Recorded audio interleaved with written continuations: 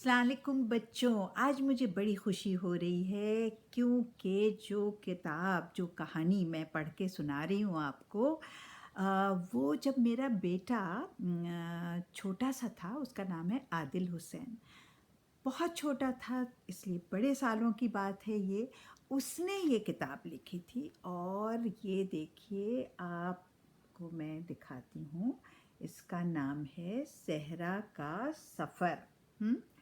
اور یہ کتاب جو ہے اس کی بھی ایک کہانی ہے جو بڑے مزے کی ہے۔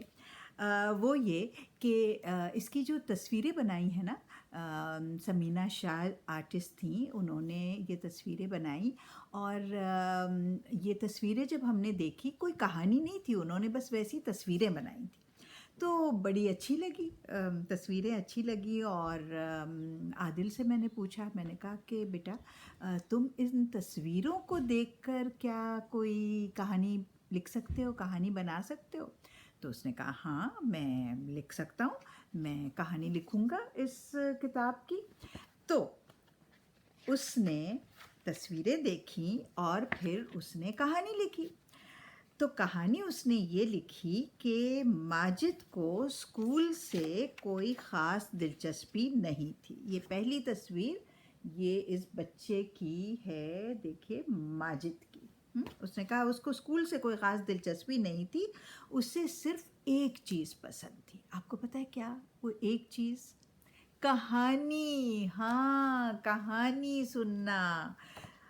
جب ٹیچر جماعت میں کہانی سناتی تو اس سے بڑا مزہ آتا۔ یہ دیکھیے یہ ماجد کی جماعت کے کلاس کے اور بھی بچے ہیں تو سبھی بچوں کو مزہ آتا ہے، مجھے بھی بہت آتا ہے کہانی سننا، کہانی آپ کے لیے لکھنا اور پڑھنا کہانی۔ اچھا تو آج ماجد کی ٹیچر نے صحرا کے بارے میں ایک کہانی سنائی، اس میں اونٹ بھی تھے اور ماجد کو یہ کہانی بہت پسند آئی۔ میں آپ کو دکھاتی ہوں تصویر، یہ دیکھیے ماجد اور اونٹ۔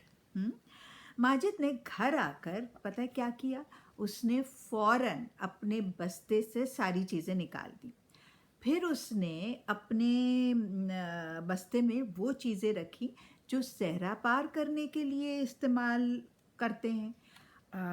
وہ کیا چیزیں ہو سکتی ہیں یہ میں نہیں پوچھ رہی آپ سے، یہ عادل نے اس کہانی میں لکھا ہے یہ سوال کہ بھلا وہ کیا چیزیں ہو سکتی ہیں جو صحرا پار کرنے کے لیے استعمال ہوتی ہیں۔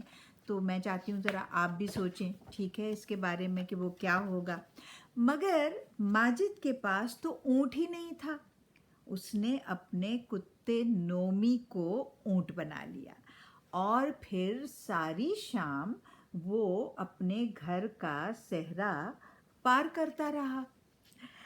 رات کو ماجد بستر پر لیٹا تو وہ سچ مچ صحرا پار کر رہا تھا۔ آپ کو معلوم ہے نا کہ خواب میں تو آپ کہیں بھی جا سکتے ہیں، دنیا کے کسی کونے میں جا سکتے ہیں، کچھ بھی دیکھ سکتے ہیں، تو ماجد کا بھی یہ حال تھا۔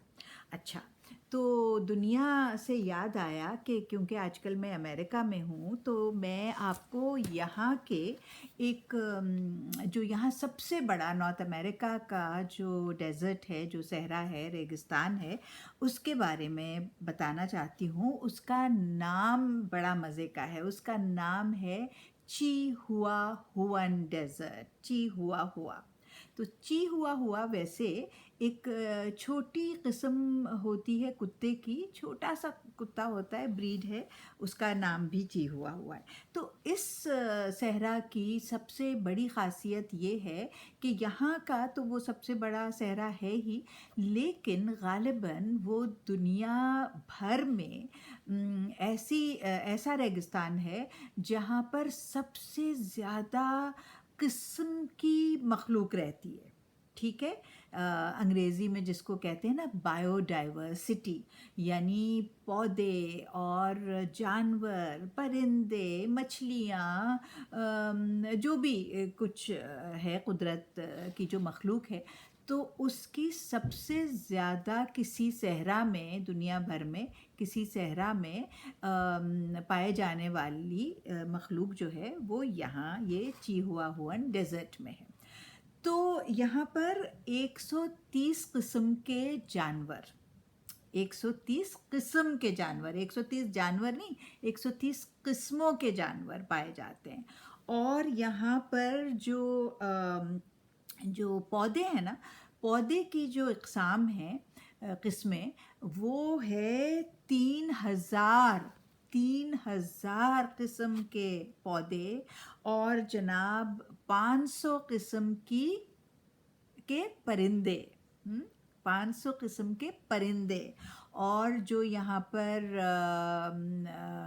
پانی جہاں جہاں موجود ہے تو وہاں پر 110 قسموں کی مچھلیاں.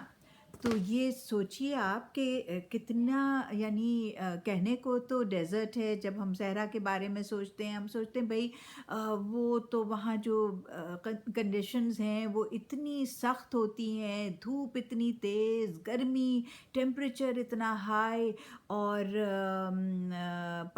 یعنی پانی کی قلت, غذا کی قلت. تو وہاں تو کچھ سروائیو نہیں کر سکتا, کوئی رہ نہیں سکتا. لیکن ایسا نہیں ہے, آپ کو پتہ ہے نا ہمارے یہاں چولستان میں یا تھرپارکر میں پاکستان میں بہت لوگ رہتے ہیں, اور وہاں بھی قسم قسم کے جانور بھی ہیں, پرندے بھی ہیں, پودے بھی ہیں, سبزیاں بھی اگتی ہیں. تو میں چاہتی ہوں کہ ذرا آپ بھی معلوم کریں ہمارے پاکستان کے جو صحرا ہیں ان کے بارے میں, اور اگر آپ وہ صحرا پار کریں گے تو آپ کیا کیا لے کر جائیں گے اپنے بستے میں. ٹھیک ہے, خدا حافظ.